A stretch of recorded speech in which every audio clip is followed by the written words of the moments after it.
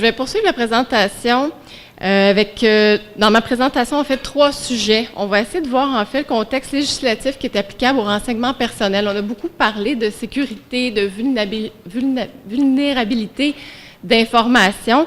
Je pense qu'on va regarder maintenant le volet plus droit, le volet plus législatif de la protection de ces renseignements-là, les lois qui sont applicables en cas de divulgation et les mesures disponibles et les conséquences en cas de bris de confidentialité ou en cas de divulgation involontaire.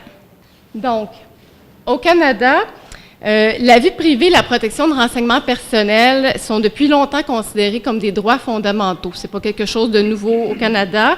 Il y a la Charte canadienne des droits et libertés qui protège notre vie privée.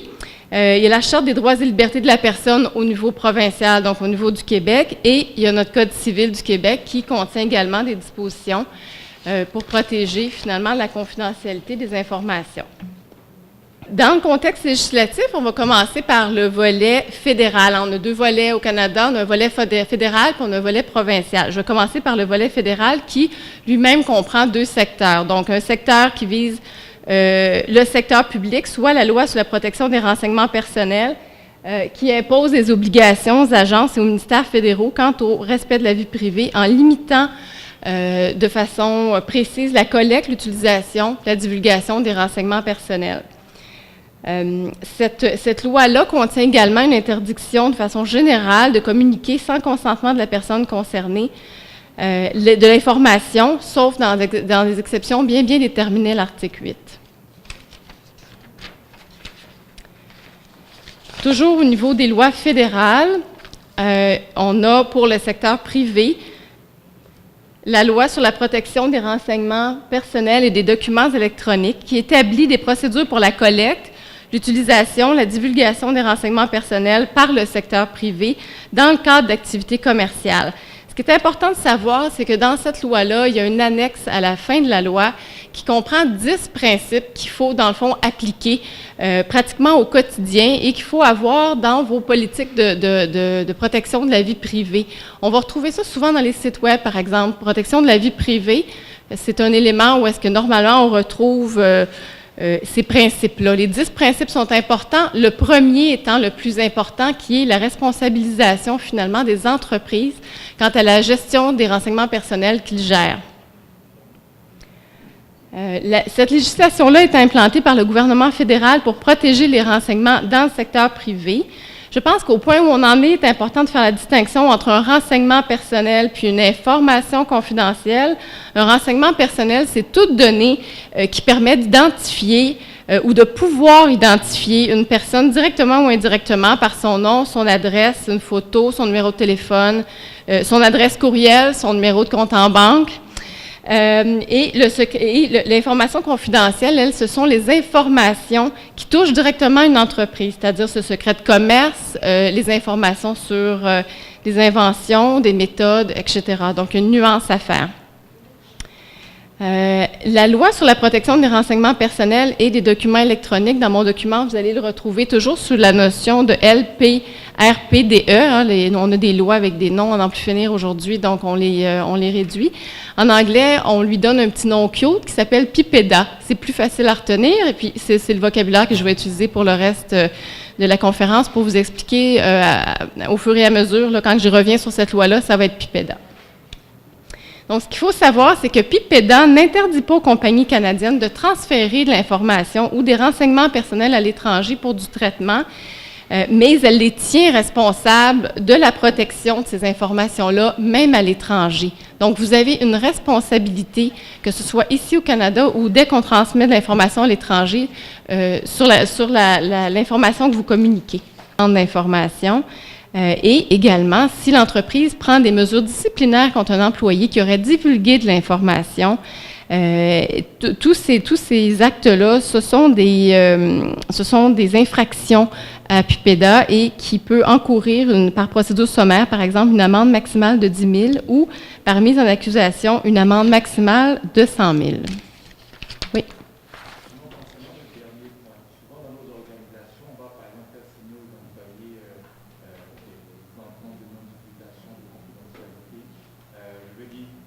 Lorsqu'une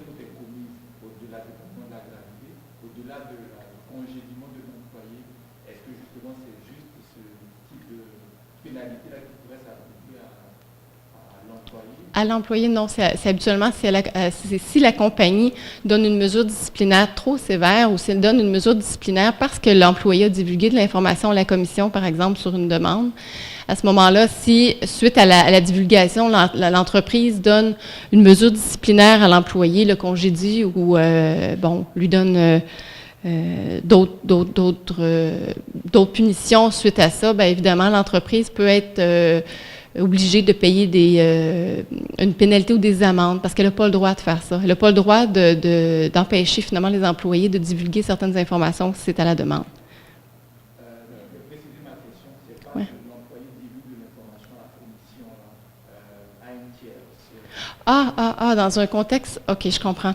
Ben oui, là, à ce moment-là, ça n'a pas nécessairement rapport avec un et l'autre. L'employé a toujours, en vertu du Code civil, des obligations de loyauté envers son employeur. Ça, on ne s'en sort pas. Là. Il y a toujours cette obligation-là. Puis si l'employé, effectivement, commet une faute qui met vraiment la compagnie, lui crée un dommage, on peut toujours poursuivre l'employé, évidemment. Oui, en vertu du Code civil.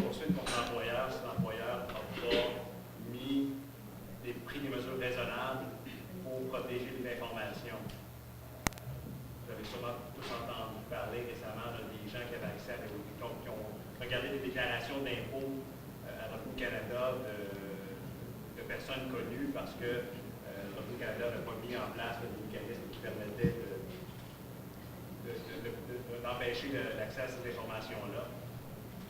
Donc, techniquement, il y aurait pas, si ce n'était pas le gouvernement, on aurait pu poursuivre, puis il aurait pu avoir une pénalité, autant contre l'employeur que pour l'employé. Juste pour vous donner un peu le contexte jurisprudentiel, dans une série de cas de dommages et intérêts, la Cour fédérale a affirmé que les organisations seraient tenues responsables de leurs manquements aux obligations exposées à l'annexe 1 de la loi, là, nos fameux 10 principes que je vous exposais tantôt, qui, normalement, vous devriez les retrouver dans vos politiques relatives à la vie privée. Ces 10 principes-là sont importants. Je vais vraiment vous dire d'aller jeter un œil à cette annexe-là pour vraiment voir si, par exemple, dans vos sites web, lorsqu'on regarde à la fin, dans vos avis légaux, respect de la vie privée, surtout si vous faites la gestion de beaucoup d'informations et de la gestion de renseignements personnels, c'est très, très important d'aller vérifier si vous êtes conforme à ces 10 principes-là. Donc, les tribunaux ont dit que les entreprises ne peuvent pas se défendre en faisant valoir qu'elles se conforment aux normes de l'industrie si ces normes sont inférieures aux exigences de PIPEDA. De plus, aucune demande de nécessité pratique ne libère une entreprise de ses obligations. On ne pourra pas dire « Ah, j'avais pas le choix, les circonstances faisaient qu'il fallait que je fasse ça comme ça. » Ben non, on a des obligations en vertu de la loi, puis on est obligé de les respecter. Les tribunaux ont également étudié la nature pour vraiment établir là, les montants des dommages. Les tribunaux ont étudié la nature des organisations en établissant ce qu'elles attendaient d'elles. Évidemment, dans la considération de ce que vaut les dommages, on va regarder la nature des renseignements personnels qui ont été communiqués. En évaluant les facteurs aggravants ou atténuants, la Cour a minutieusement étudié les mesures prises par l'organisation en réaction avec l'infraction. Par exemple, il y avait une entreprise qui n'avait pas assumé la responsabilité. Il y avait eu une plainte qui avait été logée. La compagnie n'a rien fait, n'a pas fait comme s'il n'était rien arrivé. Puis à ce moment-là, ça a causé des dommages. Ou elle a omis d'en informer les autres. La chaîne, souvent, on fait de l'impartition, on a oublié d'informer les autres gens qu'il y a eu des bris d'information. Elle a omis de prendre des mesures rapides pour enquêter sur la situation et corriger la situation. Toutes ces omissions ont joué contre une organisation dans une décision qui a été rendue par la Cour fédérale et elle est obligée de payer des dommages et intérêts quand même assez importants. Il est recommandé de s'assurer par voie contractuelle que la tierce personne à qui on communique des renseignements personnels, comme quand on fait de l'impartition, par exemple, que cette tierce partie-là ait mis en place des politiques, des processus, des formations ou d'autres mesures de sécurité efficaces, des moyens techniques, comme vous avez entendu tantôt parler avant moi.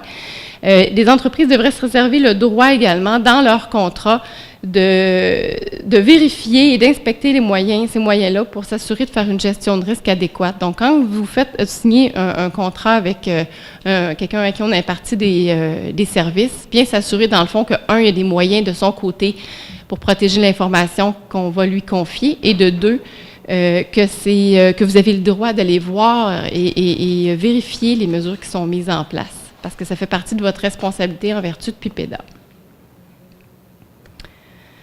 Donc, si on fait le tour de ce que j'ai dit, donc les informations qui sont reçues, traitées ou transférées dans un autre pays sont assujetties aux lois de ce pays-là. Aucun contrat ne peut avoir préséance sur les lois de sécurité nationale ou les lois criminelles. Si les informations sont au Canada, mais sous contrôle d'une société américaine, ces informations peuvent être assujetties aux autorités américaines et être divulguées sur demande. Si une entité canadienne communique des renseignements à une société étrangère pour traitement, ces renseignements sont alors assujettis à la loi étrangère, mais elle demeure à sa responsabilité. Comme organisme, vous avez donc l'obligation de vous assurer que cette loi offre une protection similaire à celle offerte au Canada et également que l'entreprise à qui on fait de l'impartition offre des moyens et en fait met en place des mesures de sécurité similaires. Il est important d'être très transparent face à vos clients et d'obtenir au préalable, au besoin, évidemment, leur consentement si vous faites de l'impartition aux États-Unis.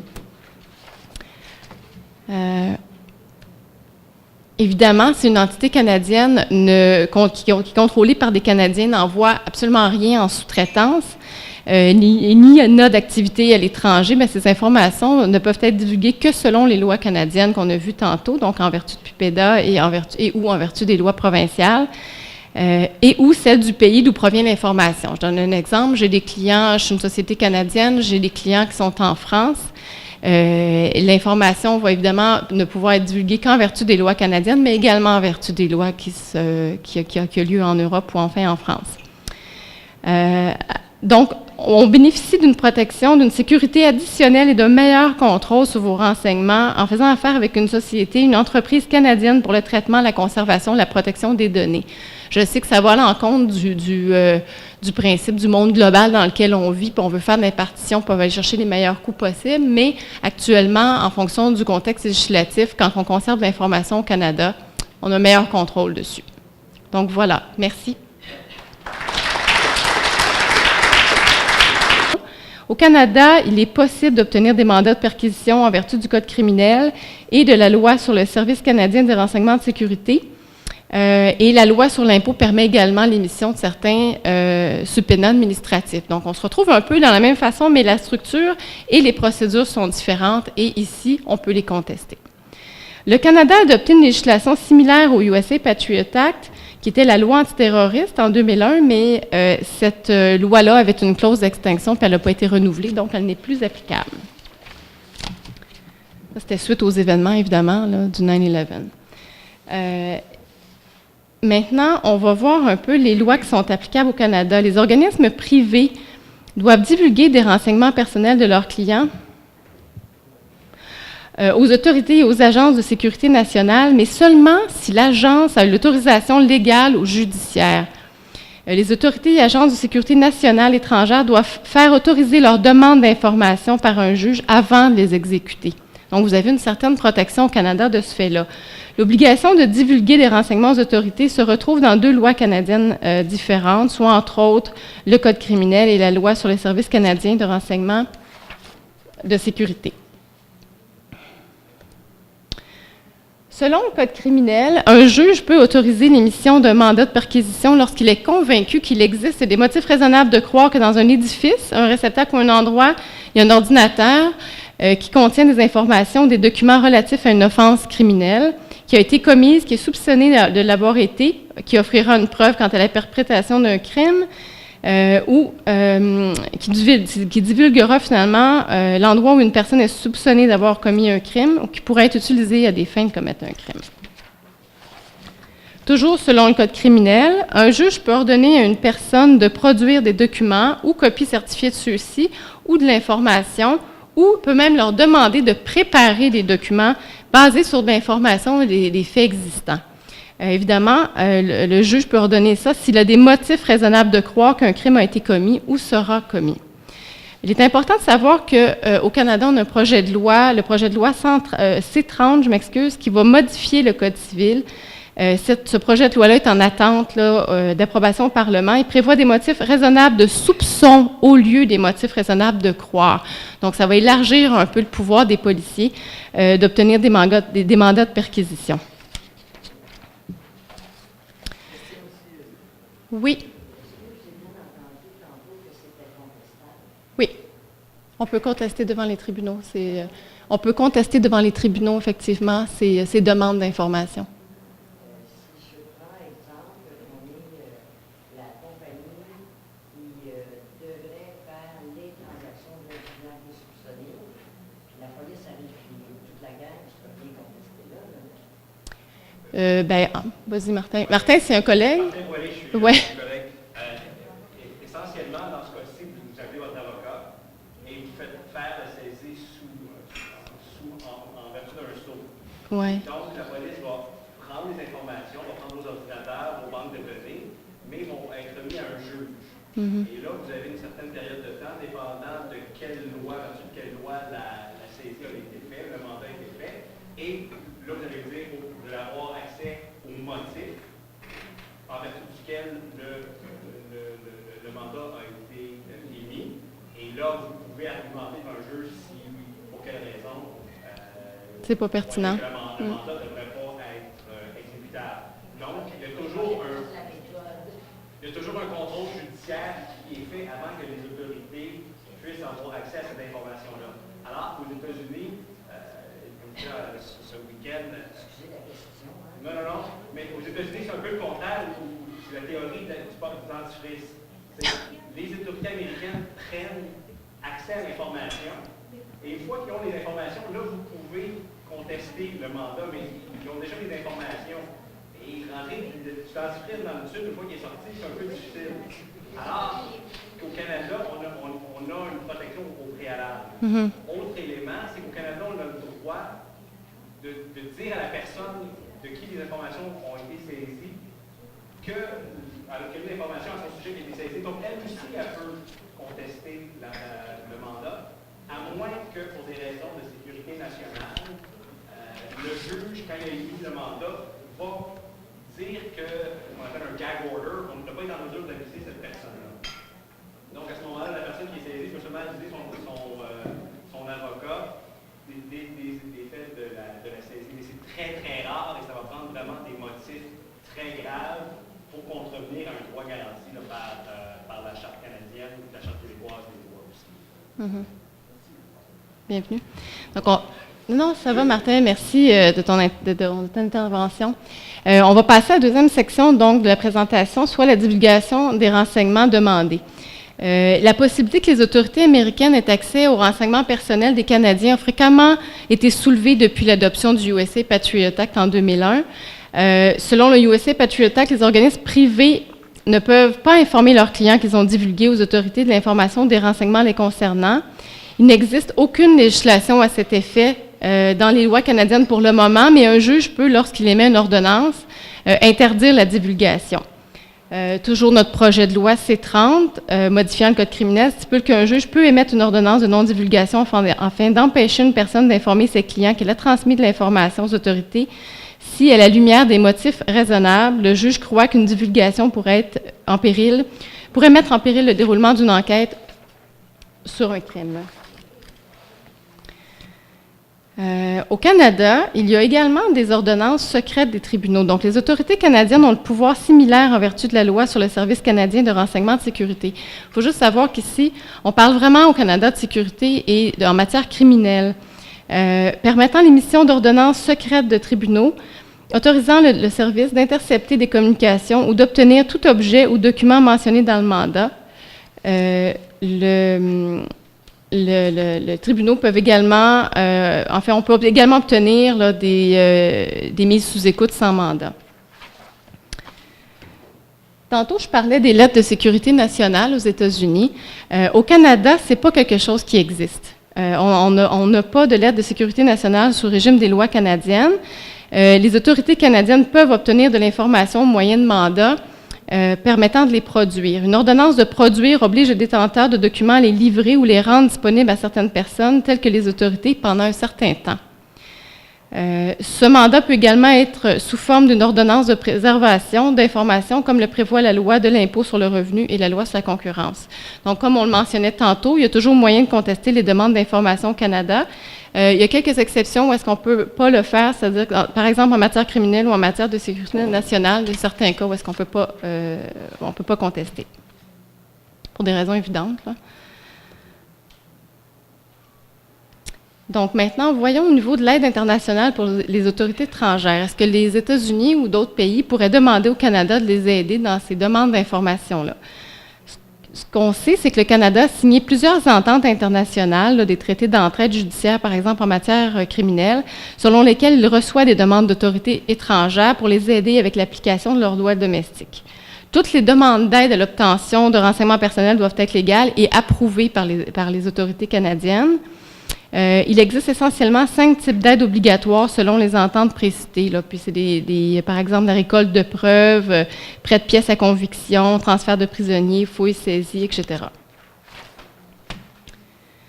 Voyons maintenant du côté contractuel, les obligations de confidentialité. Le Code civil du Québec prévoit une obligation d'une personne ayant accès ou en possession d'informations confidentielles commerciales afin qu'elle... Le Code d'accès, je m'excuse, je reprends. Le Code civil du Québec prévoit une obligation d'ensemble d'une personne ayant accès ou est en possession d'informations confidentielles commerciales, par exemple des secrets, comme j'expliquais tantôt, secrets de fabrication, savoir-faire, etc., afin qu'elle préserve le caractère confidentiel. Cette obligation de confidentialité, là, elle touche aussi ses employés. Et lorsqu'elle touche ses employés, évidemment, on doit mettre en place à ce moment-là des mesures pour protéger l'information dont l'entreprise est responsable, en donnant, par exemple, accès aux informations seulement qu'aux employés qui en ont vraiment besoin ou en leur donnant un accès limité. Cette information de confidentialité est souvent définie dans les ententes au moyen d'engagement spécifique de confidentialité. Et on a souvent aussi des clauses qui limitent la responsabilité des gens. Ces clauses-là qui limitent la responsabilité des entreprises au niveau des renseignements personnels, si elle est rédigée trop large, elle peut être déclarée contraire à l'ordre public et ne pas être applicable. Donc, advenant le cas où il y a des divulgations de renseignements personnels, quelles sont les mesures disponibles en cas de bris? Donc, selon le Code civil, pour un bris de confidentialité d'informations commerciales ou des renseignements personnels peut être remédié par une poursuite en responsabilité contractuelle, une poursuite pour responsabilité civile, une saisie, une injonction temporaire ou permanente. Ensuite, seuls les dommages subis par la partie lésée peuvent être réclamés à la Cour du Québec. Les dommages exemplaires ou punitifs sont rarement accordés au Québec et seulement lorsque les parties ont commis des actes de négligence grossière ou de négligence flagrante en vertu de leurs obligations. Quelles sont ensuite les conséquences du non-respect de vos obligations? Eh bien, toute personne à qui l'information personnelle a été divulguée peut poser une plainte au niveau du Commissariat à la protection de la vie privée du Canada ou à la Commission d'accès à l'information du Québec, dépendamment de qu'est-ce qu'il s'agit comme infraction. Il peut y avoir également des poursuites en dommages, il peut y avoir également des amendes et des condamnations. Actuellement, les montants au Québec se situent entre 500 et 5 000 pour les montants qui ont été accordés. Quels sont les pouvoirs du commissaire? Les pouvoirs du commissaire est d'assigner et de contraindre un témoin à comparaître, d'enquêter, de prendre copie des documents utiles à l'examen de la faute et par la suite, il fait la rédaction d'un rapport. Si la personne n'est pas satisfaite de la décision du commissaire, elle peut en appeler et à la Cour fédérale. Donc, le pouvoir de la Cour, après le rapport du commissaire, est d'ordonner à l'organisme de revoir ses pratiques, de publier un avis concernant les mesures prises pour corriger ses fautes et d'accorder des dommages à intérêts.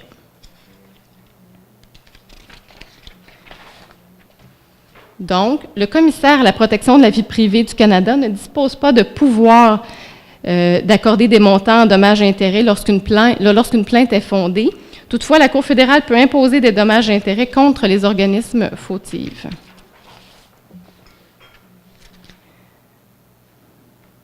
Il y a des infractions aussi qui sont prévues dans PIPEDA. Les infractions qui, par exemple, une compagnie empêcherait ou entraverait une enquête ou une vérification qui serait faite par la commission, la destruction de renseignements personnels qui faisait l'objet d'une demande d'accès ou d'une demande d'information, et également, si l'entreprise prend des mesures disciplinaires contre un employé qui aurait divulgué de l'information, tous ces actes-là, ce sont des infractions à PIPEDA et qui peut encourir par procédure sommaire, par exemple, une amende maximale de 10 000 ou, par mise en accusation, une amende maximale de 100 000. Oui. Souvent dans nos organisations, on va par exemple faire signer aux employés maintenant de non-divulgation de confidentialité. Je veux dire, lorsqu'une telle faute est au-delà de la congédiement de l'employé, est-ce que justement c'est juste ce type de pénalité-là qui pourrait s'appliquer à l'employé? À l'employé, non. C'est habituellement si la compagnie donne une mesure disciplinaire trop sévère ou si elle donne une mesure disciplinaire parce que l'employé a divulgué de l'information à la commission, par exemple, sur une demande. À ce moment-là, si, suite à la divulgation, l'entreprise donne une mesure disciplinaire à l'employé, le congédie ou, lui donne d'autres punitions suite à ça, bien évidemment, l'entreprise peut être obligée de payer une pénalité ou des amendes parce qu'elle n'a pas le droit de faire ça. Elle n'a pas le droit d'empêcher finalement les employés de divulguer certaines informations si c'est à la demande. Je vais préciser ma question. C'est pas que l'employé divulgue l'information à la commission, à un tiers. Dans un contexte, OK, je comprends. Ben oui, là, à ce moment-là, ça n'a pas nécessairement rapport avec un et l'autre. L'employé a toujours, en vertu du Code civil, des obligations de loyauté envers son employeur. Ça, on ne s'en sort pas. Là. Il y a toujours cette obligation-là. Puis si l'employé, effectivement, commet une faute qui met vraiment la compagnie, lui crée un dommage, on peut toujours poursuivre l'employé, évidemment. Oui, en vertu du Code civil.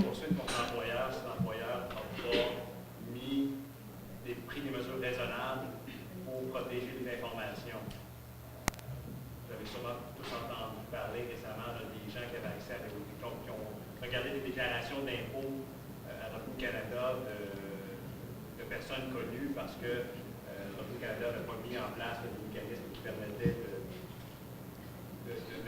d'empêcher l'accès à ces informations-là. Donc, techniquement, il y aurait pas, si ce n'était pas le gouvernement, on aurait pu poursuivre, puis il aurait pu avoir une pénalité, autant contre l'employeur que pour l'employé.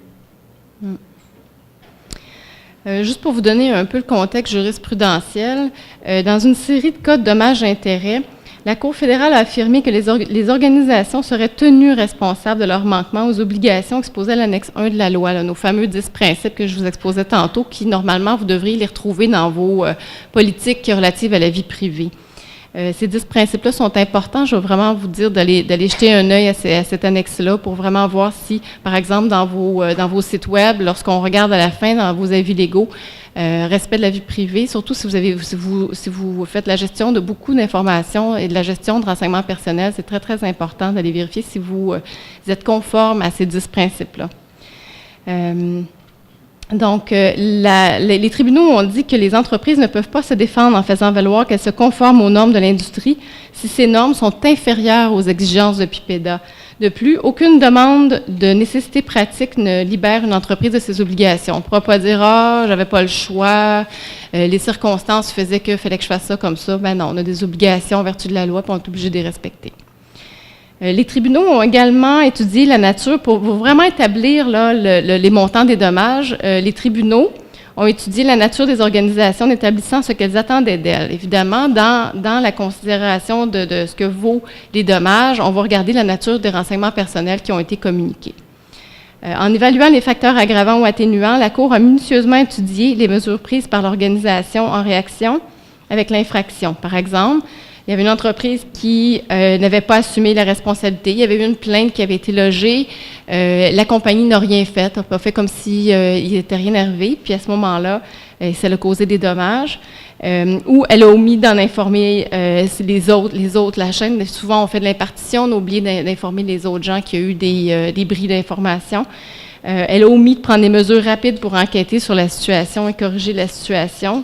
Toutes ces omissions ont joué contre une organisation dans une décision qui a été rendue par la Cour fédérale et elle est obligée de payer des dommages et intérêts quand même assez importants. Il est recommandé de s'assurer par voie contractuelle que la tierce personne à qui on communique des renseignements personnels, comme quand on fait de l'impartition par exemple, que cette tierce partie-là ait mis en place des politiques, des processus, des formations ou d'autres mesures de sécurité efficaces, des moyens techniques, comme vous avez entendu tantôt parler avant moi. Les entreprises devraient se réserver le droit également, dans leur contrat, de vérifier et d'inspecter ces moyens-là pour s'assurer de faire une gestion de risque adéquate. Donc, quand vous faites signer un contrat avec quelqu'un à qui on a imparti des services, bien s'assurer, dans le fond, que, un, il y a des moyens de son côté pour protéger l'information qu'on va lui confier, et de deux, que vous avez le droit d'aller voir et vérifier les mesures qui sont mises en place. parce que ça fait partie de votre responsabilité en vertu de PIPEDA. Donc, si on fait le tour de ce que j'ai dit, donc les informations qui sont reçues, traitées ou transférées dans un autre pays sont assujetties aux lois de ce pays-là. Aucun contrat ne peut avoir préséance sur les lois de sécurité nationale ou les lois criminelles. Si les informations sont au Canada, mais sous contrôle d'une société américaine, ces informations peuvent être assujetties aux autorités américaines et être divulguées sur demande. Si une entité canadienne communique des renseignements à une société étrangère pour traitement, ces renseignements sont alors assujettis à la loi étrangère, mais elles demeurent sa responsabilité. Comme organisme, vous avez donc l'obligation de vous assurer que cette loi offre une protection similaire à celle offerte au Canada et également que l'entreprise à qui on fait de l'impartition offre des moyens et en fait met en place des mesures de sécurité similaires. Il est important d'être très transparent face à vos clients et d'obtenir au préalable, au besoin, évidemment, leur consentement si vous faites de l'impartition aux États-Unis. Évidemment, si une entité canadienne qui est contrôlée par des Canadiens n'envoie absolument rien en sous-traitance, ni n'a d'activité à l'étranger, mais ces informations ne peuvent être divulguées que selon les lois canadiennes qu'on a vues tantôt, donc en vertu de PIPEDA ou en vertu des lois provinciales. Et ou celle du pays d'où provient l'information. Je donne un exemple. J'ai des clients, je suis une société canadienne, j'ai des clients qui sont en France. L'information va évidemment ne pouvoir être divulguée qu'en vertu des lois canadiennes, mais également en vertu des lois qui ont lieu en Europe ou enfin en France. Donc, on bénéficie d'une protection, d'une sécurité additionnelle et d'un meilleur contrôle sur vos renseignements en faisant affaire avec une société, une entreprise canadienne pour le traitement, la conservation, la protection des données. Je sais que ça va à l'encontre du principe du monde global dans lequel on vit, puis on veut faire de l'impartition, puis on va aller chercher les meilleurs coûts possibles, mais actuellement, en fonction du contexte législatif, quand on conserve l'information au Canada, on a un meilleur contrôle dessus. Donc voilà, merci.